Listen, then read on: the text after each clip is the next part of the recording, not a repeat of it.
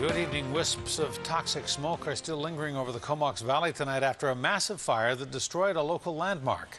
Emergency responders rushed to the former Buckerfield's building just after 6 o'clock last night as it burst into flames. The building is now home to a hydroponics supply store that stocked flammable and combustible chemicals and fertilizer. They served as fuel for the flames and sent a thick cloud of smoke billowing into the air.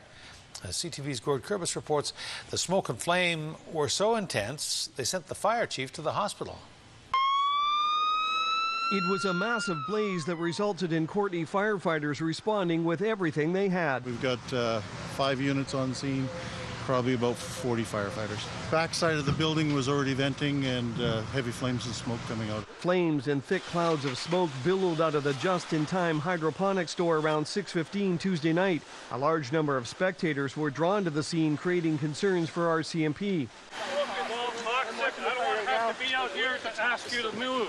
Police were worried the smoke was toxic and would create problems for onlookers, especially since no one was quite sure what materials were burning inside the building. I'm not entirely sure what's inside. There were some pressurized cylinders that we removed. Crews battled the stubborn blaze for several hours, and one firefighter had to be treated by paramedics at the scene. Just moments after giving this interview, Courtenay's fire chief coincidentally also was taken to hospital. He himself becomes a victim of overexertion. The next morning, the light of day makes it even more evident what fire crews were faced with. Pressurized CO2 cylinders.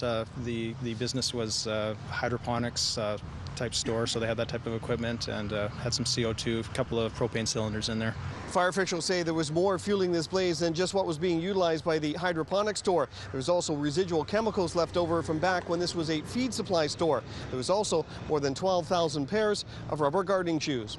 Those Crocs were imported by the owners of the building for distribution to local stores. Instead, they ended up adding to the intensity of the fire. Definitely increased fuel load in the building for sure. I mean, those things are pretty much solid gasoline, and once the fire spread into there, it did present us with some challenges. Arson and fire investigators spent this morning going through the building, looking for any clues as to how the fire started.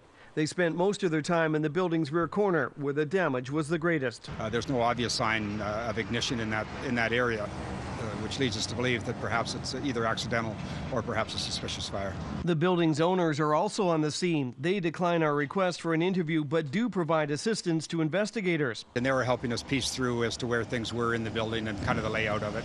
As they continue their investigation, police will look to the public if they have any further information or early videos which may provide some assistance. Gord, CTV News, Courtenay.